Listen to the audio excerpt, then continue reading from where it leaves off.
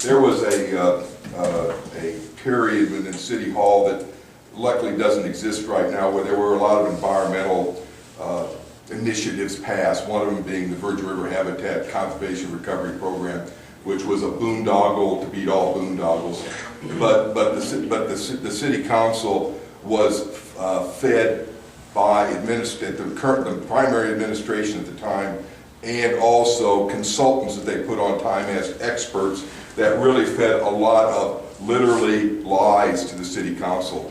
And I've been involved with overturning basically most of the stuff with Virgin River Habitat to get it back so we are now equitable with economic development and the rest of it. So a lot of these issues, just like the NCA was passed in the previous administration, the support of NCA, which still is really kind of one of the things that sticks in my craw, because you still have the proponents of NCA with wilderness for Gold Butte still go around and say that.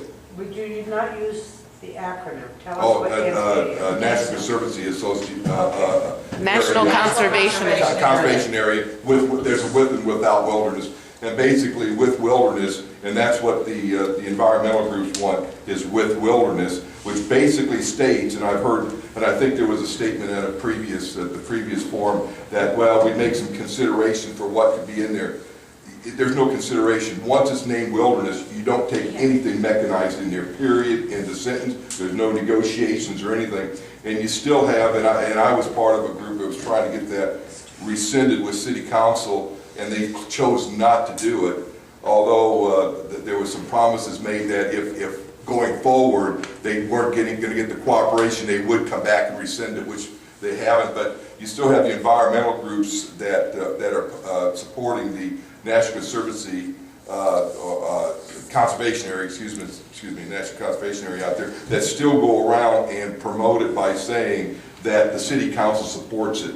And I wish the City Council would finally rescind it, because it's not good for this area. Could we hear what the candidates think about Gold Butte instead of what Dave thinks about Gold Butte? Well, I was asked to make a comment, Mr. Hurd, so you can make your I am interested in what you think about Gold Butte, because it is a definite Agenda 21 issue. What is interesting to me is I just moved from an area that had a group called the Friends of the San Pedro River, and it was the same deal, where they wanted to close off our wilderness area. And this is what we're talking, Agenda 21, which is very boring, but to protect our community, protect our water flow, protect the fact of getting in there to hike or whatever, it's important stuff. So I'm going to defer to the elderly man. okay. I'll start at the other Oh, end. hey, Al, I'm first on that. I want to go last. That's no problem. But to the extent I've looked at the issue, I have no problem with the NCA designation with BC Wilderness. I don't think it's going to affect our water situation. I have no problem. I don't know how we can definitively say that's an Agenda 21 item. okay, it's elitist, number one. I'm going to have to pontificate in there. Because I came out of the state of Montana, and when Bill Clinton was president, the Forest Service managed to go into the side roads of Montana, and within 3 weeks they gated every side road they could gate, and kept people out. People like my father, who had diabetes, could no longer hunt because he couldn't walk it. It's elitist and it is discriminatory. You should have access to the land. It's BLM land. It belongs to the people of the United States of America, not to environmentalists who want to give it back to the animals and the desert tortoise and all that stuff. That's my personal opinion. And that is why it is considered an Agenda 21 item, because if they close off these vast hundreds of thousands of acreages in all the states, this is going on everywhere, if you look at a map of Agenda 21, they are clustering people into cities. It's starting to happen. if we lose our hospital certification, how many people 60 and older are gonna stay in Mesquite? Nobody. It's a tragedy, of course. So that's why we want to keep everything viable, keep roads open, let people do a little ATV or whatever. And it is important for the security of our country.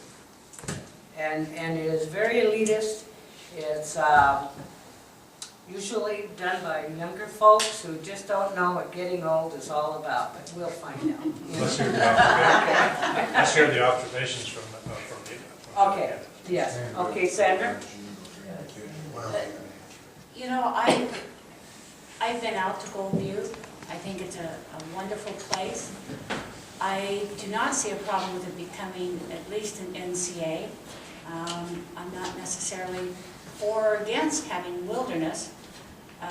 I think that it could also be, if it was made an NCA, we could possibly get more people to Mesquite, if from no other point that it's a national.